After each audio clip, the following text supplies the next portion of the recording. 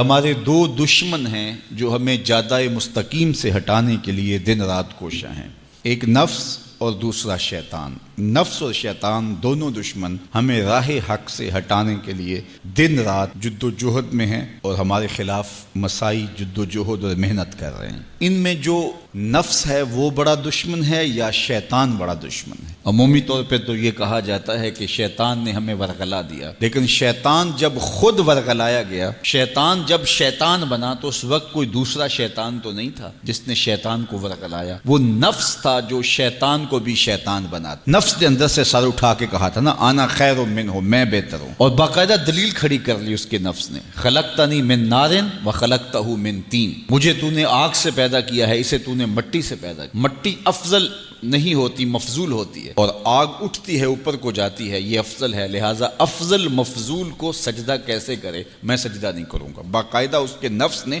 ایک دلیل تراشی۔ اللہ اگر چاہتا اس کی دلیل کے بخی و دھیڑ کے رکھ دیتا، لیکن اللہ تعالیٰ نے اس کی دلیل کا جواب دینے کی بجائے کہا جا میرے دربار سے نکل جا۔ اس نے کہا مالک مجھے مہلت دے دے، کہا جا قیامت تک تجھے مہلت۔ اللہ اکبر۔ تو اب شیطان کو شیطان بنانے والا نفس ہے جس نے اندر سے کھڑے ہو کے کہا انا خیر منہ، میں بہتر ہوں۔ اس میں نے شیطان کا بیڑا غرق کر، انانیت اسے کہتے ہیں، انا خیر منہ، اس سے انانیت ہے، میں بہتر ہوں۔ ایک بزرگ تھے، انہوں نے ساری زندگی اپنی زبان پہ لفظ میں نہیں آنے دیا۔ وہ فرماتے تھے یہ وہ لفظ ہے جس نے شیطان کا بیڑا غرق۔ تو وہ اس مفہوم کو ادا بھی کرنا چاہتے تو بالفاظ دیگر کر۔ کسی نے سنا کہ فلاں شخص ہے، اس کی زبان پہ کبھی میں کا لفظ نہیں آیا، تو اس نے کہا لو اس کی زبان پہ یہ لفظ کیوں نہیں آیا؟ میں جاتا ہوں اور ان کی زبان پہ یہ لفظ آئے ہی آئے۔ ہر شخص کی اپنی ترجیحات ہوتی ہے۔ ایک مہم پہ نکلا کہ ان کی زبان پہ لفظ میں لے کر آنا۔ گیا، حضرت بیٹھے تھے، حضرت ایک مسئلہ پوچھنے آیا ہوں۔ بیٹا پوچھئے۔ کہا شیطان کو کس چیز نے برباد کیا تھا؟ حضرت اب تو بولیں گے نا کہ میں نے اس کا بیڑا غرق کیا تھا، تو کہوں گا جیسے بھی زبان پہ لفظ تو آئے گیا، اور شیخ بھی بڑے سمجھدار تھے، سمجھ گئے اس کی نیت کے کھوٹ کو کہ یہ کیوں آیا ہے اور یہ مسئلہ کیوں پوچھ رہا۔ ہر مسئلہ تفہیم کے لیے نہیں پوچھا جاتا، اس کے مقاصد اور بھی ہوتے ہیں، اور اہل اللہ کو اللہ نے وہ بصیرت دی ہوتی ہے جو سائل کے انداز سے سمجھتے ہیں کہ اس کے مقاصد۔ تو کہا حضرت پوچھنے آیا ہوں کہ شیطان کو کس چیز نے برباد کیا؟ حضرت فرمانے لگے نماز کا ٹائم ہو گیا، ابھی جماعت کھڑی ہونے والی ہے، نماز کے بعد اس پہ بات کر۔ خیر نماز ہوئی، سلام پھرا تو حضرت خود فرمانے لگے کسی نے پوچھا تھا کہ شیطان کو کس چیز نے برباد کیا؟ جواب دینا چاہ رہا ہوں کس نے پوچھا تھا؟ جھٹ کھڑا ہو گیا میں نے۔ کہا بس اسی نے اس کا بیڑا غرق کر دیا۔ تو انانیت میں جو ہے یہ شیطان کو شیطان بنانے والی، نفس جس نے اندر سے سر اٹھایا اور کہا انا خیر منہ، میں بہتر ہوں، تو یہ شیطان کو شیطان بنانے والا نفس ہے۔ تو نفس شیطان سے بھی بڑا دشمن۔ اب ہمارے ساتھ دو بڑے دشمن لگے ہوئے، ایک شیطان اور دوسرا نفس، اور دونوں ہمارے باطن کو اجاڑنے کے لیے، ہمارے من کو بے چراغ کرنے کے لیے، ہمارے اندر کی روشنیاں بجھانے کے لیے دن رات کوشاں۔ ایک تنہا ناتواں اکیلی جاں، دو دشمنوں کے نرغے میں، اور دونوں دشمن بڑے تگڑے اور بہت طاقتور، اور ہر وقت ہمارے اوپر حملہ آور۔ الشیطان جاسم علی قلب ابن آدم فاذا ذکر اللہ خنس واذا غفل وسوس۔ حضرت نبی رحمت صلی اللہ علیہ وآلہ وسلم نے ارشاد فرمایا شیطان اولاد آدم کے دل پہ قبضہ جماتا ہے، اور جب بندہ غافل ہوتا ہے تو یہ وسوسے ڈالتا ہے، اور جب بندہ اللہ کا ذکر کرتا ہے تو یہ بھاگ جاتا ہے۔ تو شیطان وسوسہ اندازی کرتا ہے، باطن کو اجاڑتا ہے، من کو لوٹتا ہے۔ نفس اور شیطان دو بڑے دشمن تھے جو ہمیں جادہ مستقیم سے بہکانے کے لیے دن رات کوشاں تھے۔ اب اللہ کا کرم دیکھیے، اذا دخل رمضان سلسلت الشیاطین، جب ماہ سیام جلوہ فراز ہوتا ہے تو شیاطین جکڑ دیے جاتے ہیں۔ جو ہی ماہ سیام شروع ہوتا ہے، چاند طلوع ہوتا ہے تو شیاطین جکڑ دیے جاتے ہیں، پورا مہینہ وہ آزاد نہیں رہتے، جکڑ دیے جاتے۔ سلسلت الشیاطین، یہ جو مسجدوں کے دروازے کھل گئے، جہاں 1.5 صف ہوتی تھی وہاں 5 صف تراویوں میں ہیں، تو یہ شیطان کے بند جانے کی وجہ سے۔ لیکن مہنگائی کا طوفان ہے، بد نگاہی ہے، بد تہذیبی ہے، جھوٹ ہے، دیگر امور بد بھی جاری ہیں، یہ نفس کے موجود ہونے کی، نیکی کا ماحول پیدا ہوا یہ شیطان کے بند جانے کی وجہ، لیکن ہماری برائیاں بدستور موجود ہیں یہ نفس کے موجود ہونے کی وجہ سے۔ اب ہمارے لیے آسانی یہ ہو گئی کہ دو دشمن تھے جن کا ہمارے سے مقابلہ تھا، ایک نفس اور دوسرا شیطان۔ ہمارے لیے یہ سہولت ہو گئی کہ ہمارا ایک دشمن باندھ دیا گیا، اب دشمن ایک ہے جس سے ہم نے ماہ سیام میں اور وہ دشمن کون کون سا ہے؟ نفس۔ اب نفس کا مقابلہ اتنا آسان بھی نہیں، یہ بہت ڈاڈا دشمن ہے، اندر کا دشمن ہے، گھر کا بھیدی ہے۔ باج فقیراں کسے نہیں ماریا، باہو ظالم چور اندر داہو۔ یہ بڑا سخت اور بڑا شدید قسم کا دشمن ہے۔ یہ اس کی چالیں بہت باریک، شیطان کی چالیں بھی بڑی باریک ہیں اور نفس کی چالیں اس سے بھی زیادہ باریک۔ اب کیسے مقابلہ کریں گے؟ شیطان بھی ہماری متاع عمل کو لوٹنا چاہتا ہے، حتیٰ کہ ہمارے ایمان کو برباد کرنے پر تلا ہوا ہے، اور نفس بھی چالیں چل رہا ہے، اور ہم اپنی زندگی لاؤبالی میں گزارتے چلے جا رہے ہیں۔ ہمیں پتہ ہی نہیں کہ ہم موت کے کتنا قریب ہو رہے ہیں، اور شیطان ہمارے اوپر، نفس ہمارے اوپر حملہ آور ہے، اور یہ چاہتے ہیں ٹھیک ہے یہ چلتا رہے، یہ رسمی زندگی گزارتا رہے، کوئی بات نہیں، اس کے اندر کو ہم لوٹ لیں۔ اور یہ دونوں دن رات لگے ہوئے۔ ماہ سیام آیا تو ہمارا ایک دشمن بند گیا، ہمیں تھوڑی سی سہولت مل گئی۔ اب ایک ہی دشمن باقی ہے جس سے مقابلہ کرنا باقی ہے، اور وہ ہے نفس۔ اب نفس سے مقابلہ کیسے ہوگا؟ تو کسی ایکسپرٹ سے پوچھیں کہ جناب نفس ہے، ہم کمزور ہیں، شیطان دشمن ہمارا بندہ ہوا ہے، 2 محاذ کھلے تھے تنہا جان کے لیے، ایک محاذ بند ہو گیا، اب ایک ہی محاذ ہے، مقابلہ کرنا ہے تو کیسے کرنا؟ اللہ اکبر۔ تو ہم اقبال کی بارگاہ میں عرض کیا کہ آپ بتائیے۔ وہ کہنے لگے میں آپ کو اپنے مرشد مولانا رومی کے پاس لے جاتا ہوں۔ رومی کے پاس اقبال لے کر کے گئے تو رومی نے کہا کہ میں آپ کو ایک اور شخص کا پتہ بتاتا ہوں، اور وہ اتنا کامل ہے اور اس شعبے میں اس قدر ایکسپرٹ ہے۔ اس نے کہا ہفت شہر عشق را اتار گشت ما ہنوز اندر خمیں یک کوچام۔ عشق کے 7 شہر حضرت شیخ فرید الدین اتار گھوم چکے ہیں، اور ہم پہلے شہر کی پہلی گلی کے کونے میں کھڑے ہیں۔ یعنی اتنا بڑا شخص شیخ فرید الدین علیہ رحمہ، تو کہا وہ بتائیں گے تمہیں کہ نفس کا مقابلہ کیسے کرنا ہے۔ رومی کہتے ہیں کہ وہ میرے بھی استاد ہیں، رومی کہتے ہیں کہ وہ میرے بھی ہادی و مرشد ہیں۔ جس عشق کے شہر میں میں داخل ہوا ہوں اور ابھی کونے پہ کھڑا ہوں، اس طرح کے 7 شہر وہ گھوم کے بھی آئے ہیں۔ آؤ ان سے پوچھتے ہیں کہ جناب نفس قابو کیسے کریں؟ تو شیخ فرید الدین اتار نے کہا نفس نتواں کشت الا باسے چیز بات گوئم یاد گیرش اے عزیز۔ نفس نہیں مرتا، لیکن 3 اسلحے اگر آپ کے پاس ہوں تو یہ نفس ٹھہر بھی نہیں سکتا۔ غور سے سن لیجئے، روحوں میں اتار لیجئے، اور زندگی میں ہمارا مقصد ہے اس نفس کا مقابلہ کرنا۔ شیطان کا مقابلہ کرنا بھی ہمارا مقصد ہے، اور نفس کا مقابلہ کرنا بھی ہمارا مقصود زندگی ہے۔ ساری زندگی فریب میں ہم میں نہیں گزارنی، زندگی تیزی کے ساتھ گزر رہی ہے اور ہم آغوش موت میں اترنے والے ہیں۔ تو یہ ڈاڈے دشمن ہماری متاع عمل لوٹ رہے ہیں، ہمارے کیے ہوئے عمل کو عجب سے، تکبر سے، ریاکاری سے برباد کر دیتے ہیں۔ ہمیں پہلے عمل کی طرف جانے نہیں دیتے، پھر عمل کے اندر وسوسے ڈالتے ہیں، پھر عمل ہو جائے تو اس کو پھر برباد کرنے کی کوشش کرتے ہیں۔ کتنے ڈاڈے دشمن ہیں جن کے نرغے میں ہم پھنسے ہوئے ہیں۔ تو پھر ہمیں کوئی بندہ مل گیا ہے جو بتا رہا ہے کہ جناب اس کا مقابلہ ایسے کریں گے، تو پھر اس کی سن لیں ہم اور غور کر لیں اور اپنے اندر اتریں۔ تو شیخ فرید الدین اتار ہمیں بتا رہے ہیں، تو سنیے وہ کیا کہہ رہے ہیں۔ نفس نتواں کشت الا باسے چیز، نفس نہیں مرتا، یہ بڑا ڈاڈا ہے، لیکن 3 اسلحے اگر آپ کے پاس ہوں تو یہ ٹھہر بھی نہیں سکتا۔ وہ 3 اسلحے کون سے ہیں؟ خنجر خاموشی و شمشیر جو، نیزائے تنہائی و ترک ہجو۔ ایک خاموشی کا خنجر، دوسرا بھوک کی تلوار، اور تیسرا تنہائی کا نیزہ۔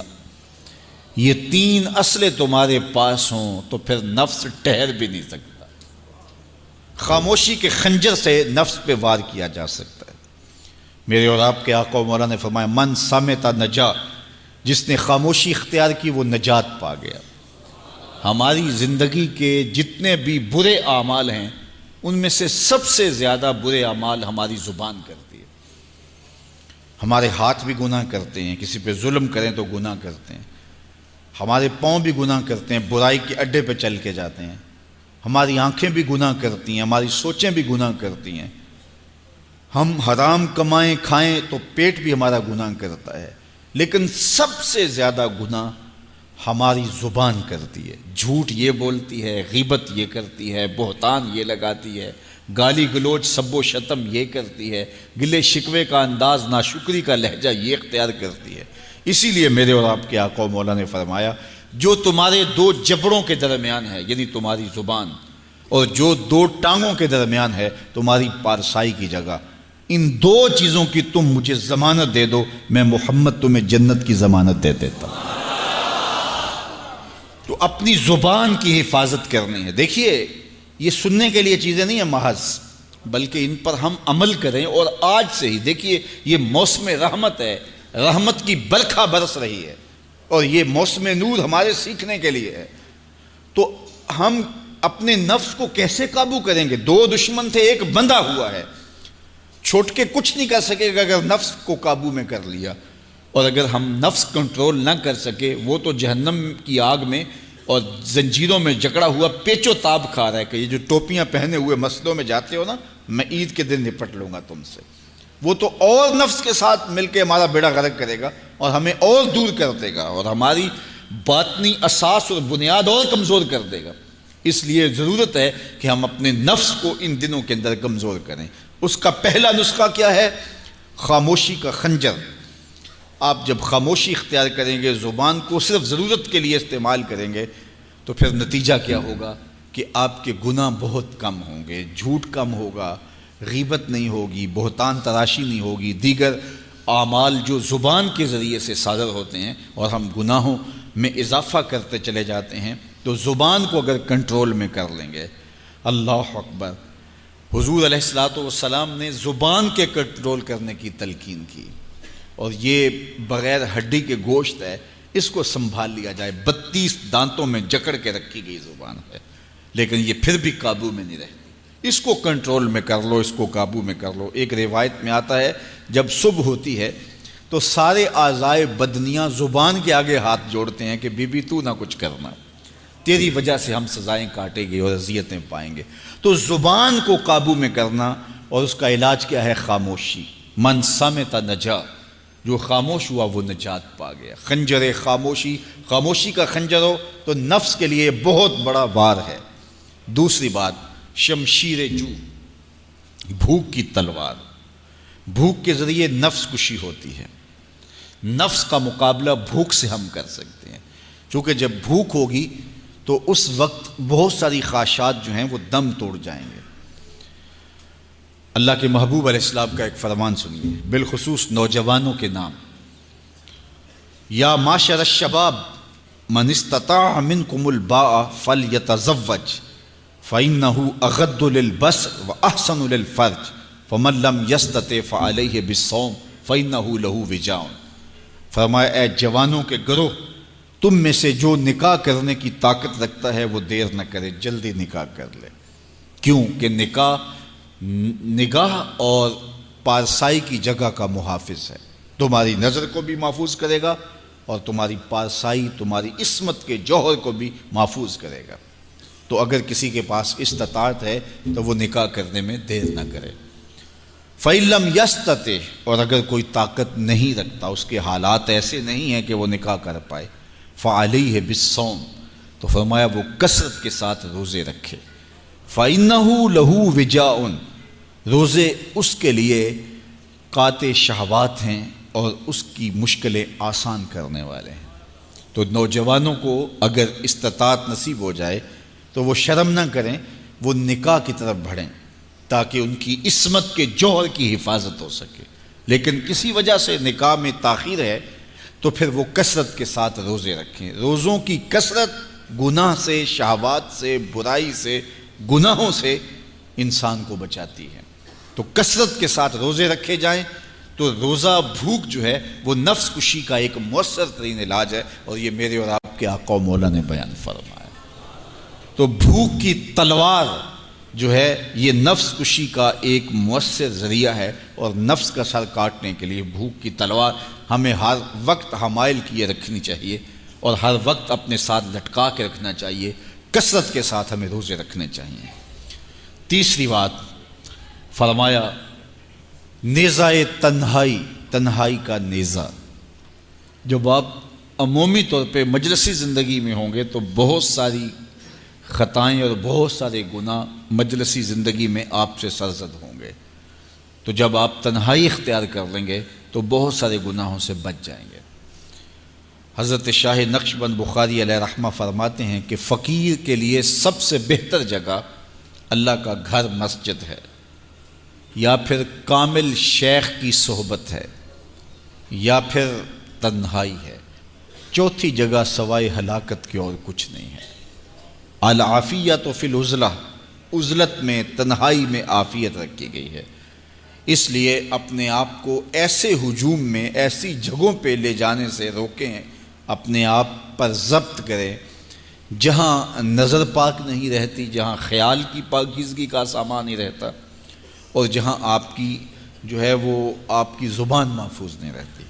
دوستوں کے ساتھ بیٹھیے، آپ عزیزوں رشتہ داروں کے پاس جائیے، ضرور ملاقات کیجیے، لیکن اس کا ایک اعتدال ہونا چاہیے۔ اگر آپ سمجھتے ہیں کہ کسی جگہ جاتے ہوئے، کسی جگہ پہنچ کر آپ کی نظر میں پاکیزگی نہیں رہے گی، خیالات میں گندگیاں گردش کرنے لگ جائیں گی، سوچوں میں آوارگی آنے لگ جائے گی، تو وہ شادی کی تقریب ہو یا کوئی اور تقریب ہو، وہاں جانے سے اپنے آپ کو روک لیں، کیونکہ وہاں جا کے آپ اپنا کوئی فائدہ نہیں کر رہے، اپنا نقصان کرنے جا رہے ہیں۔ تو جہاں آپ کو یقین ہو کہ آپ وہاں اپنے آپ کو بچا نہیں پائیں گے، اپنی حفاظت نہیں کر پائیں گے، تو وہاں سے تنہائی بہتر ہے، وہاں سے عزلت بہتر ہے۔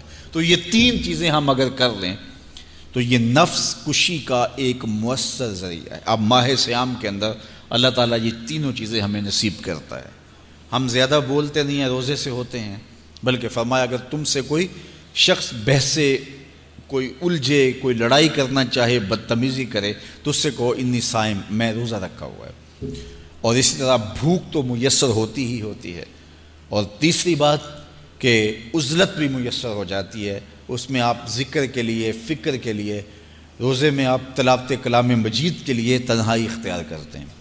تو گویا روزہ ایک ایسی تربیتی ورکشاپ ہے کہ جس کے ذریعے سے آپ کے نفس کی تہذیب ہو جاتی ہے۔ جب نفس قابو میں آ گیا، نفس کنٹرول میں آ گیا، نفس کو آپ نے کمزور کر لیا، تو شیطان چھٹ کے بھی کچھ نہیں کر سکے گا، کیونکہ شیطان ہمارے اوپر حملہ کرتا ہے نفس کے ذریعے سے۔ باہر کا دشمن ہے اور نفس اندر کا دشمن ہے۔ ہمارے دیہاتوں میں چوری ہو جائے نا تو بوڑھے بزرگ مل کے بیٹھ جاتے ہیں کہ بتاؤ چوری کیسے ہوئی، تو ایک نقطے پہ سارے متفق ہوتے ہیں، اور وہ نقطہ یہ ہوتا ہے کہ کوئی اندر کا بھیدی ضرور ہے۔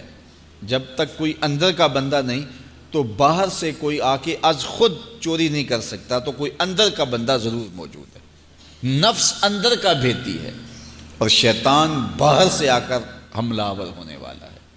اس لیے شیطان کو اندر آنے کا موقع نفس دیتا ہے۔ نفس کو ہی کمزور کر لیجئے، وہ آپ کا ساتھی بن جائے، نفس امارہ، نفس مطمئنہ بن جائے، اور وہ نفس جو برائی کا حکم دیتا ہے وہ نفس امارہ کہلاتا ہے، اور جب وہ کثرت ذکر سے، عبادت سے نفس مطمئنہ بن جاتا ہے تو پھر وہ شیطان کے لیے رکاوٹ کا ذریعہ بن جاتا ہے اور آپ کی زندگی محفوظ ہو جاتی ہے۔ اور یہ ہمارا کام ہے، یہ ہمارے کرنے کا وظیفہ ہے۔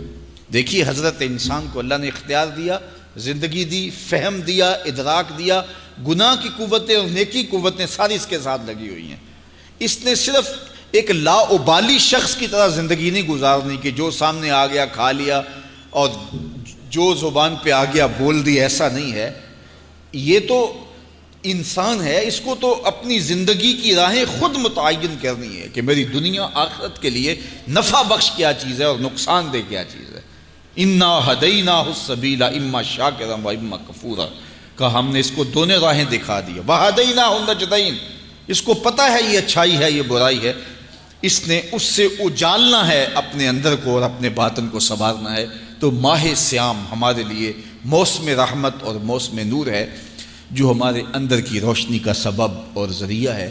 تو آئیے یہ موسم اللہ نے ہمیں نصیب کیا، قرآن مجید کی کثرت سے تلاوت کریں، نفس کمزور ہوگا، تنہائی اختیار کریں، نفس کمزور ہوگا، اپنی زبان پہ قابو کر لیں، نفس کمزور ہوگا، بھوک تو ہم روزے کی وجہ سے کاٹتے ہی کاٹتے، نفس کمزور ہوگا۔ اب شیطان چھٹ کر بھی عید کے دن ہمارا کچھ بگاڑ نہیں سکے گا اگر ہم نے اپنے نفس پہ قابو پا لیا، اور اگر نفس پہ قابو نہ پا سکے تو شیطان تو پھر پیچ و تاب کھا رہا ہے، اور وہ ہمارے اوپر پھر اور زور و شور کے ساتھ حملہ ہوگا اور ہماری متاع عمل کو لوٹ لے گا۔ تو پھر کیا فائدہ ہوا کہ سارے مہینے کی محنت کی، عید کے دن، عید سے 4-5 دن بعد ہم نے لٹا دی، تو فائدہ کیا ہوا؟ اللہ نے اس عورت کی مثال بیان کی ہے قرآن میں جس کا توازن ذہنی ٹھیک نہیں تھا، اور وہ سارا دن سوت کاٹتی رہتی تھی اور شام کو اپنے ہاتھوں سے توڑ دیتی تھی۔ تو کہا کہیں ایسا نہ کرنا کہ تم بھی اس عورت کی طرح ہو جاؤ کہ اپنے ہاتھ سے کاتا ہوا سوت اپنے ہاتھوں سے ہی توڑ دو۔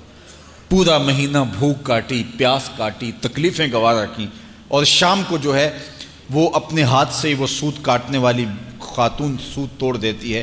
تو کہیں ہم بھی ایسے نہ ہو جائیں کہ مہینے کی محنت ہر سال عید یا عید کے چند دن بعد برباد کر لیں، پھر اگلے سال مہینے کی محنت کریں، پھر عید کو برباد کر دیں، تو کیا فائدہ ہوا؟ تو ہم نے جو نعمت سمیٹی ہے، جو چیز دی ہے، جو چیز حاصل کیا، اس کو جذب کر لیں روح کے اندر، اس کو اپنے من کے اندر اتار لیں۔ اہل ایمان کو ایک دعا تلقین کی گئی ہے، وہ کیا دعا کرتے ہیں؟ ربنا لا تزغ قلوبنا بعد اذ ہدیتنا، اے اللہ ہدایت کے بعد ہمارے دل کو پھر دوبارہ ٹیڑھا نہ کر دینا۔ اگر ہدایت دی ہے تو وہ نصیب ہی رہے، وہ من میں جذب ہو جائے، وہ روح میں اتر جائے۔ تو میں اور آپ اپنی زندگی کو اللہ اور اس کے رسول کے نام پہ لگایا ہے، تو پھر اپنی ساری زندگی کو اللہ اور اس کے رسول کے نام پہ لگا دیں۔